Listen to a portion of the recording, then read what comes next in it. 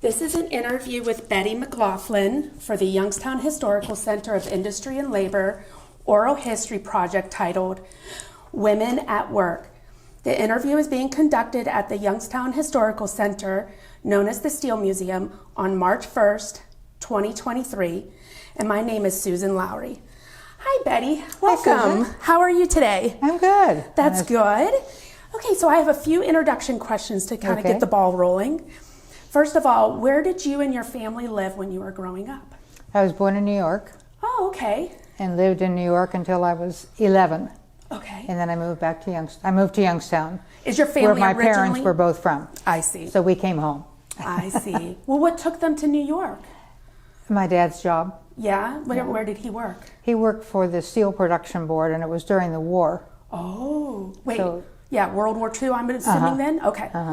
And, well, the company he worked for was located in New York. Okay. So we lived there, and then we lived in Philadelphia. Okay. Then we lived back in New York again, not in the city, in one of the suburbs. And then my dad had it. He just had it with the traffic and all that. Is that right? And they said, let's go home. Fantastic. So when you guys came back to Youngstown, where did he work? He worked also back in the steel company. He was a steel broker. Oh, a steel broker. Yeah. Which steel mill? Probably you didn't know of it. It was called the M.A. Young Company. Maury Young. Yeah, I don't know that one. Yeah. Okay. And he bought and sold steel. Did very well. Oh, okay. Yeah. And then what did your mom do? My mom was a homemaker. Uh-huh. Yeah. Strictly a homemaker. And how many siblings were there besides? there were 3 of us. I'm a middle child, but I'm very well adjusted. That's good. And then where did you go to high school then? I went to Ursuline. Okay. And can I ask you what year you graduated? Sure, I'm proud of it. 1955. 1955. Yeah. Oh, my lands, that's great. And you went to college? I went to Mercyhurst College in Erie, PA. Okay, yeah. At that time, it was a Catholic girls' school run by the nuns. I did not know that. Now it's a co-ed. Yes. Yeah. Football team, the whole bit. Yep. I have a brother-in-law who went really? for football there. Yeah. Yes. Well, it's interesting because my mom had gone there all those years ago. Oh my! What did she study? Because she was a homemaker. She was, but back then, yeah, you were a teacher or a nurse. Yeah, that's right. Yeah. Okay. You didn't have a lot of choices. And then she met the man of her dreams and just decided to be a homemaker. Yeah, and guess what his name was? McLaughlin. McLaughlin? I'm Betty McLaughlin. Oh, did I say your name? You said McLaughlin. That's okay. Yep, I did say.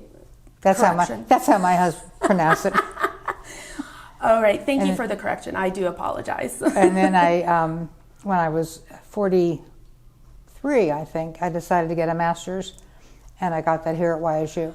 Okay, and is that what led you into your full-time job? Yep. Before you came to YSU, and so like from the time you graduated from Mercyhurst, between YSU, where did you work? My degree was in education. Okay. Elementary education. I taught 1 year here in Youngstown.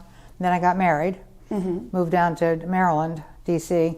Oh, okay. I taught 1 year down there, and then I started having my kids. Uh-huh. So did you quit teaching then and just... I did until, I think after I had my 4th child, I was itching to get back. Yeah. So I went and got a learning disability certificate. Oh, okay. And I taught, I tutored learning disability over in Hubbard. Oh, okay. And I love that. How many years did you do that? I did that about 3. Okay. And then I jumped into hospice. Okay. And was that here locally in Youngstown as well, or? Okay. I was, I'm proud of this because I was on the very first volunteer team, Hospice of Youngstown. Wow. And that would have been around, I don't know, 77 or 78. Wow. During those beginning jobs, were there any challenges or hurdles that you had to cross over because you were a woman? Not really. No. Yeah. Were there any men mentors that kind of like took you under your wing and supported you, encouraged you? And when I asked this question, I'm like, maybe you got your husband, but maybe other than your husband. My very first teaching job, here I am, 21 years old, and I was assigned to Lincoln School Now, I don't know if you know anything about Lincoln back in the 50s. Is this over in 60. Maryland? No, this was here in Youngstown. Here in Youngstown. Yeah, real tough school. Oh no, yeah. And the principal, God rest his soul, if it wasn't for him, I don't know if I would have made it through the year. Really? Yep, he was fabulous. Do you remember his name? I do. I'm thinking of it now. Real wonderful man. It's not coming to me. Well, you know what? If you ever Fairbanks? I can't think of it right now. That's okay. But wow, fabulous man, and literally took me under his wing. So when you say things were you weren't sure about, making it through. Well, I had a hard. These were tough kids. That's what I was wondering. Third grade. They said words I had never heard of. Oh man. Of course, here I am coming from this Catholic girls' college. St. Ed's, then Ursuline, then Mercyhurst. And I used to go down to him and say, "What's that mean?" Yeah. I mean, seriously. Oh, not a whole lot, and but there were a couple graders. words. Third grade. Oh my goodness. Yeah. I walked into my classroom one day, and there was a little boy on top of a little girl. Yep. Wow. And I'm like 22 years old. What did I you ran do? I ran for my friend. Oh. No, I don't remember what I did at the time. We're going back to this was 59, 60 that year. That is very interesting because, oh my goodness, I can't fathom. You think that things would be bad today. But I used to tell he was my fiance then. Yeah. I used to tell him stories, and he said, I can't believe that. Yeah. So when he came home, like for a long weekend, I said, I want you to come and observe my classroom. Pretend you're, some big wig and observing. He couldn't believe it either. I mean, tough. Wow. Tough. But anyway. Yeah. No, that's really. Then when I taught down in D.C., actually it was Maryland, it was a Army brats kind of a school. Oh. So it was much better. Oh, okay. Yeah, because when you said Maryland, I know Maryland in some areas can be a little rough and tough as well. So I was curious about that. Yeah, this was a nice school. Yeah. Okay, very good. Yeah. At least you had a good experience there. It was much better. Wow. But then again, you said brat, so then... Yeah, well, but a different kind of a brat than these kids who were just wise, streetwise. Now, though, I would say that those experiences that you had working at Youngstown helped you strengthen your skin for when you worked at your final job, Neil Kennedy? Final job, yeah. Yeah. So what made you want to go and, okay, wait, let me start over. Youngstown State, you went back to school for your master's degree in what specifically? Counseling. Counseling. And what led you to counseling? What spoke to you? Before I started my master's, I was very involved in hospice. Right, okay. So when I went to get my master's in counseling, I thought, in my thinking, I'm going to do something more with hospice, because now I'm going to be a master's degree counselor. Mm-hmm. Well, it came time to do my internship for my master's, and one of my friends had done hers at the Neil Kennedy Clinic, and she said, "You got to go there, Betty. It's wonderful." So I did. Okay. I sort of put hospice aside, and I took a full-time internship, 40 hours a week. Oh, wow. For one semester. Did you get paid to do that internship? Nope, I was not paid. Ooh. And then when I was winding down my internship, I told the director, Jerry Carter, God rest his soul, wonderful, wonderful human being. I said, Jerry, if a job would come open, let me know. Yeah. And I still had 4 kids at home. I was going to ask that. And I didn't want to work full-time. I thought, 2 days a week would be great. Yeah. Well, a full-time counseling position opened up, and I grabbed it. Yeah. And you were there the whole time after that? Never regretted it. Never regretted it. Oh, man. So. Okay. So let me see here. Are you able to describe a typical work day, from the time you went in till the time you left and Neil Kennedy? Sure. Well, I was a counselor, so I would 8:30 to 4, I think it was. Yeah. And it was like a schedule. Okay. The clients had their groups and their individual counseling and their education sessions and their breakfast, lunch, dinner. It was just like a regular schedule. Okay. But what I loved the most, and I think what I was best at, was group therapy. Yeah. I loved group therapy. You got a lot out of it because you knew they were getting a lot out of it? Exactly. And you dig into their heart, you know, and I get emotional when I talk about this. I can imagine, Because I loved it so much, I really did. And the clients were, isn't that funny? Yeah. All these years later. No, I understand. I believe it. But at that time, in the 80s when I started, and even in the 90s, it was all alcohol. Little bit of pot. And as I was finishing up on a little bit of cocaine. But there was none of the opiates like there is now when I was working. Yeah. No heroin, you know, none of that. It was strictly, I should almost say it was strictly alcohol and pot. Wow. So they were, and all the families were involved. So we had 3 family counselors. So when you say family counselors, this is a separate type of counselor that would also include the parents maybe, or a spouse? Right, the husband, wife, kids. Okay. And they would have their group therapy with, you know, with the client and the family. And of course now, most of the people who are in treatment, they've lost their family through the heroin. Yeah. Was this a rehab where they stayed in-house? Okay, they didn't go home. It's so interesting. When I started in 1983, the insurance company allowed 5 days detox, 28 days rehab, inpatient. Okay. When I was leaving, in whatever that was, 202 or something, you had to beg the insurance company for 3 days of detox. Really? And if they weren't showing withdrawal symptoms, they would not approve inpatient detox. I had one doctor say to me on the phone, it's just like a bad case of the flu. Tell them to go home and take a hot bath and a couple Tylenol. Really? Yep. How it's changed. Yeah. So you know what? Let's go with that. 20 years later, we're here today. Yeah. Do you know if they're still doing that?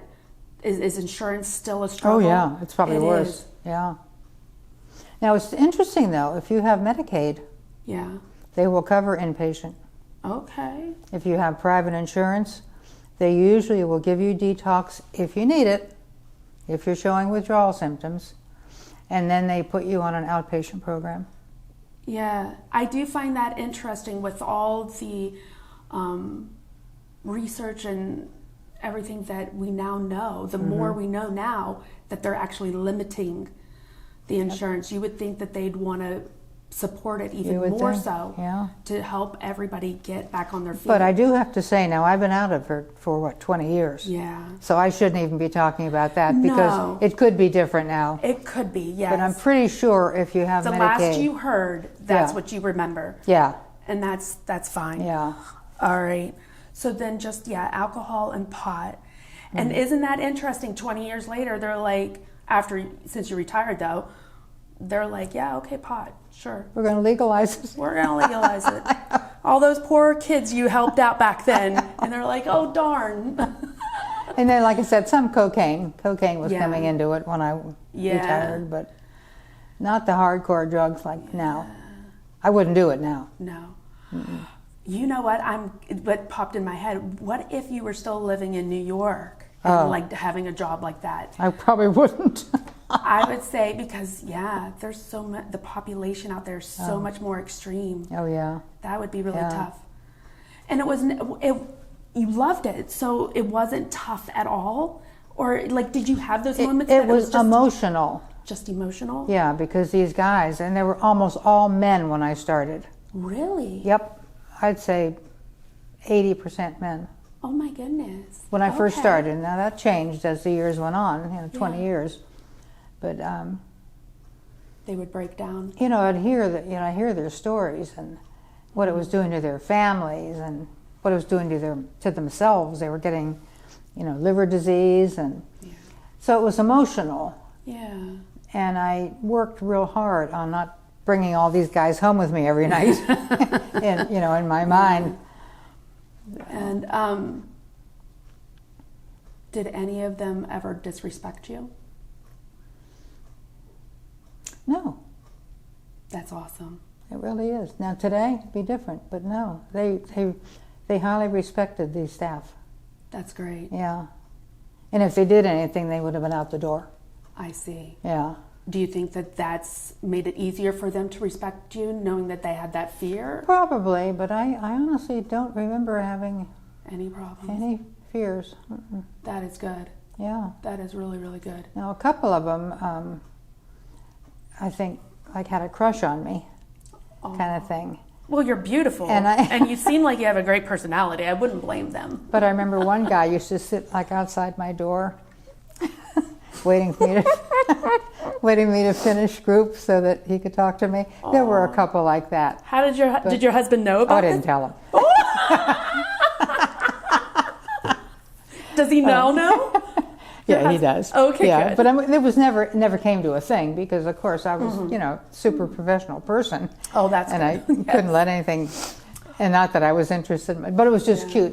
They were so desiring of love and affection and attention because they, their families had pretty much left them. Yeah. And it was like, oh, I have a great story. Yeah. I Can you was share a it? counselor for. His name was Tom, and her name was Kathy, I think. Mm-hmm. This is a riot. Okay. They and asked- it was okay to share their names? That was fine? Tom and Kathy. Yeah, okay.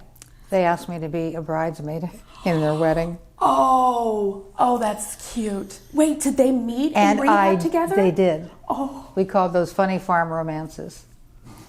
And they got married, and I was in their wedding.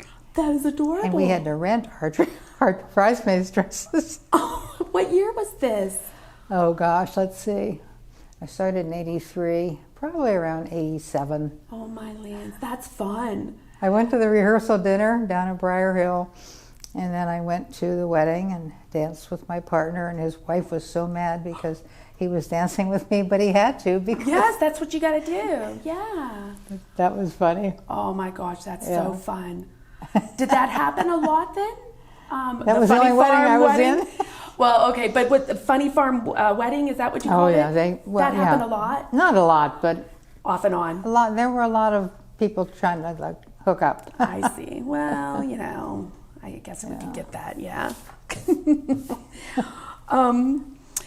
So yeah, you would go in. They would the lunch Yeah, so I'd dinner. go in. I'd have my routine. I'd Yeah. have we start out every morning with the staff getting together, and for a half an hour we'd go through all the cases, what happened the night before, and that kind of thing. Yeah, because you would have overnight staff, Oh yeah, fully staffed. fully staffed. Yeah. Yeah. Now, that was just overnight, so they were sleeping. So that staff was just maybe individuals that maybe didn't have Just kind of there in Yeah. case. Yeah. yeah, like a glorified And babysitter. it wasn't the of sorts. counselors, it was they were called clinical assistants. Okay. And they would just be there in case the guys woke up in the middle of the night and they were upset or, whatever. All right. So they needed to have some sort of education to be able to help them. Oh, they did, yeah. Okay. And then we always had an RN on duty, Oh. round the clock RNs. You know what? That does And make then, sense. we'd have an RN and 2 clinical assistants to work like the midnight, 11 to 7. Okay. Yeah. Very good. Yeah. So then you got off about 4:30, and you were able to go home and still be with your family then. And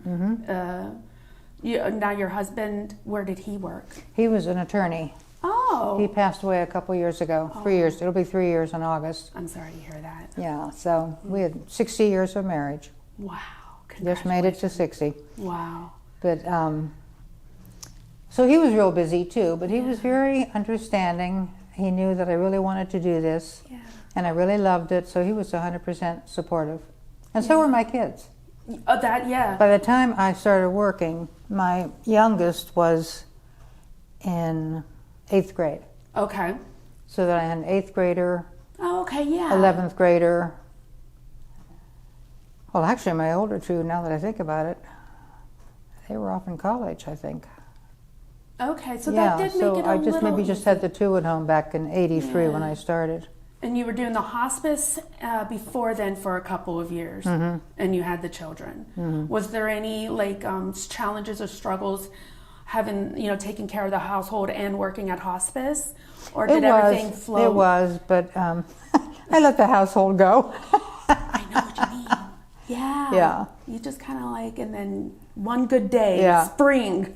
No, I got into a pretty good routine. Yeah. Where, we'd have dinner every night. And oh, that's good. I still hung out with the kids. And very good. Because my job's, I was always home by 5. Oh, yeah. See, that's nice. So you didn't even need any kind of daycare or childcare. No. How about as you got older, as your parents got older, did you have to take care of them at some point too? I did not. No, okay. When my brother had a home in Florida, he lived in Florida, but he had a condo, and my mom and dad, around mid-70s, they moved down to Florida permanently. I see. So it fell in his hands because he was the closest, right? But actually, neither one of them, thank God, needed much care. Oh, my father died like that of a heart attack cutting my grass. Really? Fell off the lawnmower and died. Oh, my lands. But I mean, what a way to go. Yeah. And then my mother died of cancer, but she was only, from diagnosis to death, was 6 months. Oh, okay. And she lived with me until she died. Oh, okay. I see. So I wasn't burdened with, like some of my friends. Yeah, exactly. And that's why we ask the question, because you never know. You gotta, the nursing home and dealing with the nurses and the administration, dealing with maybe lawyers and their wills and getting things set up, and then the money. I had none of that. That's good. Yeah. That's nice. And I hope my kids don't have it either with me. My parents, we'll talk about that later. Another time? Yeah, I try not to talk about anything personal, but it strikes up. Yeah. Well, wait till you hear what my parents did. Excuse me, sorry about that. We do like to also ask the question about your relationship with your coworkers, whether men or women, in past jobs or Neil Kennedy, whether you were volunteering or how was your relationships with the men and or women? Did you get along with everybody? Were there issues where things were a little bit challenging? Is there anything you would like to share there? Not in hospice. Hospice was like a family. Yeah. When I worked at Neil Kennedy, there were a couple issues that made me uncomfortable. Yeah. I don't want to talk about any names or anything, but were you able to overcome that? And if so, are you able to share how you overcome it? Well, the one, it was a young counselor, had the same position I had, but I was doing 3/4 of the work. Well, there's a lot of paperwork too, by the way.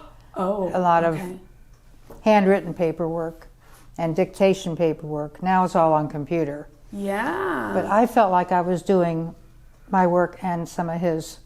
So I went to the director and talked about it. And we had a confrontation, and things got better. Good. Very good. Yeah. Did you ever worry about going to your boss and getting things figured out? Because some women, they'd be scared to even use that open door policy, as they say, because they're just afraid that it's not going to work. Did you have those type of fears? No, I didn't. Not with my boss. Okay, good. Yeah, he was. Oh, was it that Jerry Carter? Yeah, wonderful guy. Well, never mind. Wonderful guy. Yeah. That's good that they were very accommodating. And I had one other issue, which kind of led me to changing my position from a 5-day counseling supervisor, which I had worked my way up to I started working 3 days, still for Neil Kennedy, but doing assessments. And I did that for a year or two, and then I retired. Okay. But just a little personal thing with another staff member that I didn't need that at that station in my life. Yeah. It wasn't like I had to work. My husband, when I said he was a lawyer, and he made a very nice living for us. Yeah. I really did this because I loved it. That's awesome. Yeah. So, you just said though about positions. Did you have to take any additional schooling or education or receive any certificates after your master's degree to move up? Oh, yeah. Oh, yeah? What kind of stuff? In order to, well, I was a counselor, just a general counselor. But then you if you want to, you continue on and become a certified, licensed professional counselor. Okay. Which meant taking a written and an oral exam. Mm-hmm. And I'll never forget my husband and I driving down to Columbus to take this oral exam in front of 5 men with faces like that. And I'm sitting there, and I had like memorized everything, I thought. Yeah. So I passed it. But I'm sitting, and when I passed that, I said, I am never again taking another test. And I haven't had to. Oh, I know. Yes, I don't like taking tests either. But there was a process to that. I had to do another little, much easier exam. But then, so I got what I wanted. I got that. Yeah. You know, all those little initials after my name look so good. Oh, yeah. So, yeah. The men, did they have to ask you questions? Oh, yeah. It was oral. They asked me all these questions, and they never cracked a smile, never gave me any hint whether I was doing well or not. Oh, I hate that. I hate that. Yeah. But you knew it. You knew what you were doing. So. And then there was a big written exam. I was worried about that. I had to go to Columbus for that, too. Mm. And it was multiple choice, which I hate. Mm. And I was never the best test taker. Mm. And give me a project or something to write and I'll do it. Yeah. Rather than a test. But anyway, I passed it. Good. But I was scared about that too. When you were studying for it, did you have your kids help you? I did. My one son, real smart, and I'd say, Rich, what's this mean? He'd tell me. No, it was mostly on my own. Oh, okay. But I had my notes, and there was a team, 4 of us, who kind of worked together. Oh, okay. Which made it fun. Yeah. But I passed, and I'm done. Did your kids did they follow into counseling at all? They did. Did they? Yeah, we all became counselors. Oh, all 4 kids? Mm-hmm. No, my kids. Oh, yeah, no, your no. kids. I thought you meant my group. Oh, no, interesting, because like I said, my husband's a lawyer, and I'm a counselor. 2 of my daughters have master's degrees in counseling. Mm-hmm. I mean, I have 2 daughters and 2 sons. Okay. My son has a degree in psychology. Oh, okay. The other son went on to become a Marine. Oh, hey, there's nothing wrong with that. And a Marine of all places, too. Yeah, because that's a tough job. But yeah, so 3 of my kids followed and I think it's because they knew how much I loved what I was doing. Yeah. Counseling. Yeah, you mimicked what you loved, and they just followed. That's great. And they're doing that today. Oh, man. Are they here locally as well, or did they move My away? daughters were down at YSU. Oh, okay. Sort of a counseling type of position, and my other daughter is up in Cleveland in sort of a counseling position. Oh. Yeah. Now, how about strikes?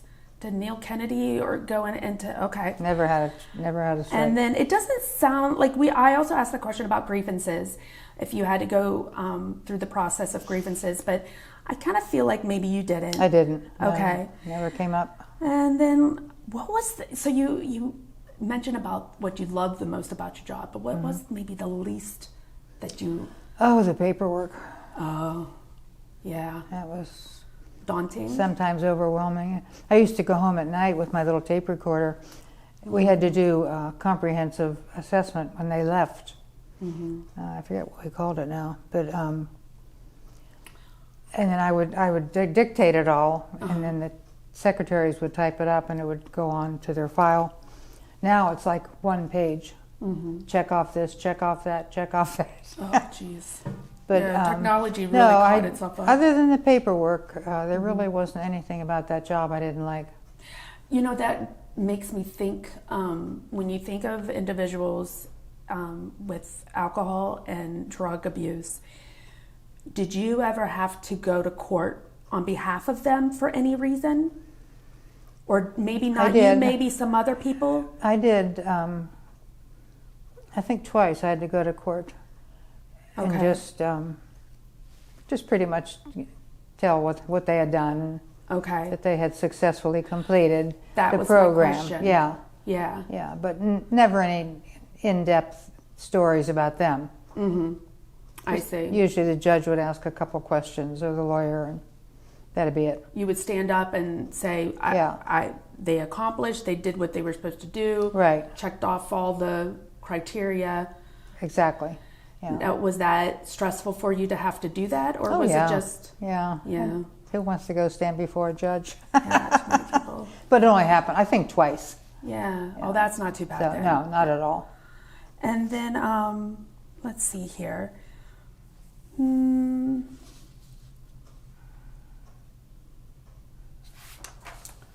Were there more men working at Neil Kennedy than women, or was it about equal, or more women working? So not the clients, the yeah, right. We actual were a employee- small staff. I would say more women. Uh-huh. Yeah, more women. Not a whole lot. Like I said, there were probably just maybe 8 counselors, Oh, okay. and maybe 5 women and 3 men. I mean, it was. So, yeah, so when I think of minorities, you probably didn't feel like a minority because there was not at more all. women. Not at all. And The then- only time I felt like a minority, because I am not a recovering alcoholic. I am not. Yeah. And of course, the clients obviously all were alcoholic, and a good bit of the staff were recovering alcoholics. Really? And I had a couple incidents not with the staff, they always understood, but a couple of the clients would say to me, what do you know, Betty? You're not an alcoholic.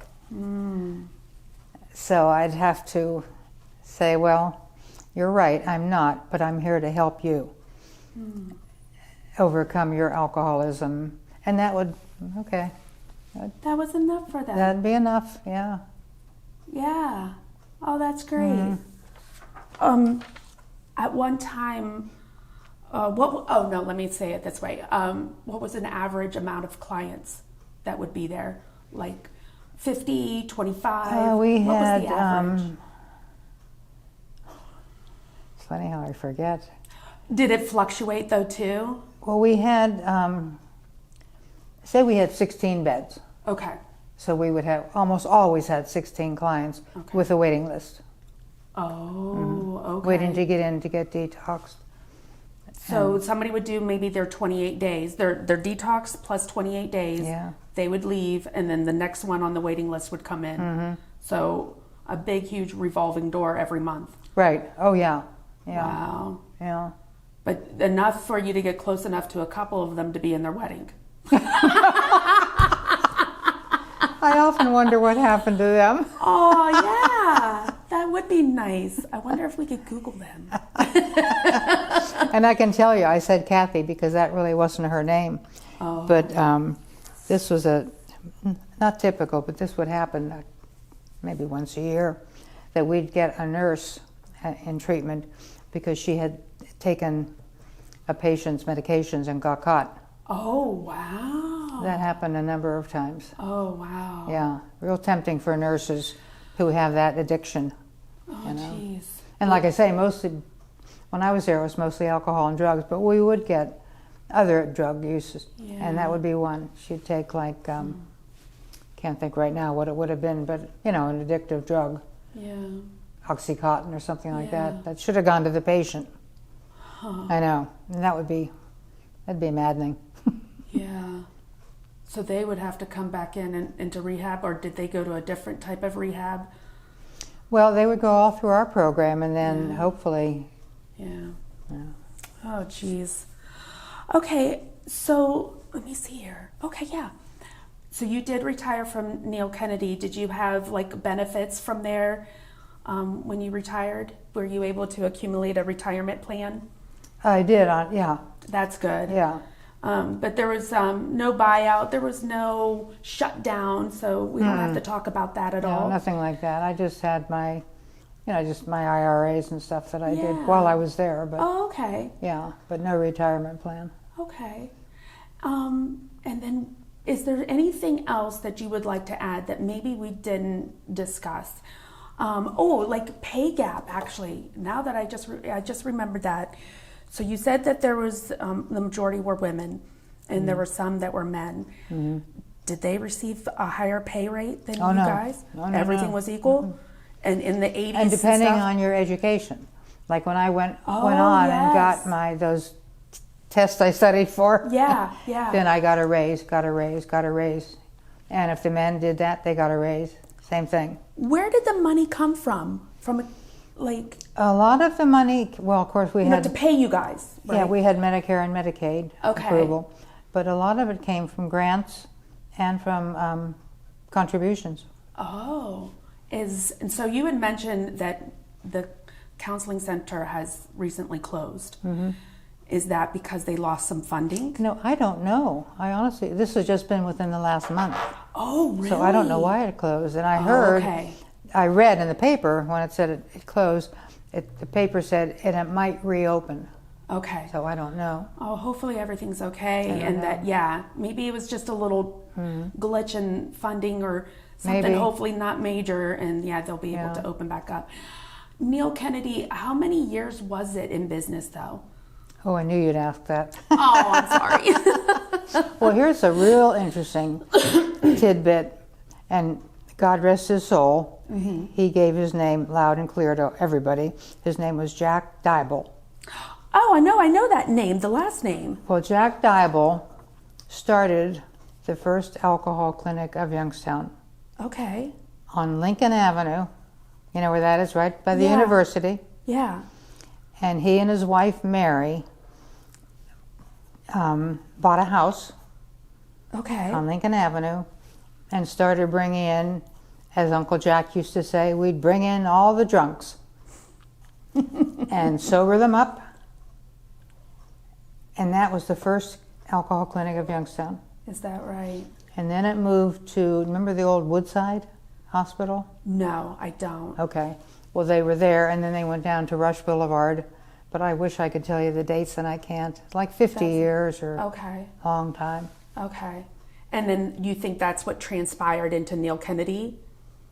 Yeah, it was called, when I first started there in '83, it was called the Alcohol Clinic of Youngstown. Oh, and this is short for the clinic. Okay. And then for because, here's why, it was the Alcohol Clinic of Youngstown. Uh-huh. This was probably in the late 90s when we changed the name. Okay. People thought, I can't go there, I'm a cocaine addict. Mm. That's the alcohol clinic. Mm-hmm. So we decided it was time to change the name, and we had a contest in the staff to come up with the best name. Oh. And Mr. Neil Kennedy was, I think he was the very first director of Neil Kennedy. Okay. So the one that won was the Neil Kennedy Recovery Clinic. We wanted to keep recovery in there. Yeah. And we wanted to keep clinic because of the alcohol clinic. So that's how it got that name. Oh, I did not know that. The Neil Kennedy Recovery Clinic. Yeah. And he was the director there at the time. Wait, no, before that. He was the very first director. Okay. Wonderful human being. Okay, got it. Oh, how about any accidents, like any major accidents there, whether it be a fire or maybe somebody getting hurt? Was there anything kind of interesting there? I broke my kneecap there when I fell. Oh. Well, at least that's the... No, I can't really recall anything major. Okay. Where we had to evacuate or anything like that. And I asked that because then that would be a type of challenge that you would have to go through, and how did you deal with that? How did you recover from that? No. But if there was nothing major, then No. Okay. And then aside from accidents, then the next one would be kind of violence.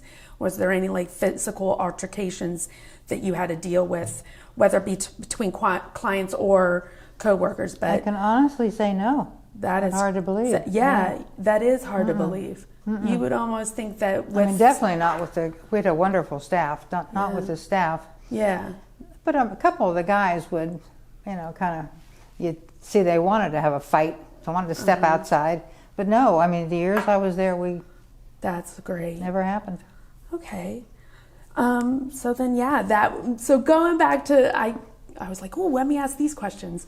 But yeah, Okay. Is there anything else that maybe we did not talk about that you would like to share, whether even when you were a school teacher, hospice, or at Neil Kennedy, anything about the family relations, juggling family life and work life?